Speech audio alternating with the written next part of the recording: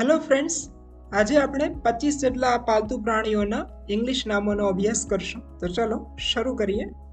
ગધેડાને અંગ્રેજીમાં એસ અથવા તો ડોંકી કહેવાય. ભેંસને અંગ્રેજીમાં બફેલો કહેવાય. કૂતરીને અંગ્રેજીમાં બીચ કહેવાય. આકલાને અંગ્રેજીમાં બુલ કહેવાય.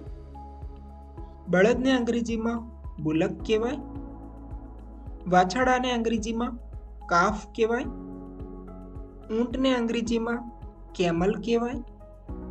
બિલાડીને અંગ્રેજીમાં કેટ કહેવાય. ગાયને અંગ્રેજીમાં કાઉ કહેવાય. કૂતરાને અંગ્રેજીમાં ડોગ કહેવાય.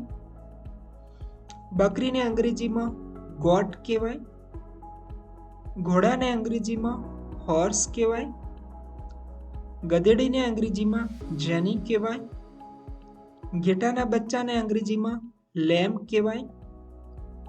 બિલાડીના બચ્ચાને અંગ્રેજીમાં કિટન કહેવાય.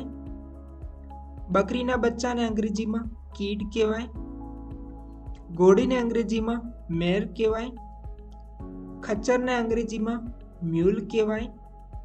બળદને અંગ્રેજીમાં ઓક્સ કહેવાય. કૂતરાના બચ્ચાને અંગ્રેજીમાં પપી કહેવાય. પાલતુ સસલાને અંગ્રેજીમાં રેબિટ કહેવાય. જંગલી સસલાને અંગ્રેજીમાં હેર કહેવાય.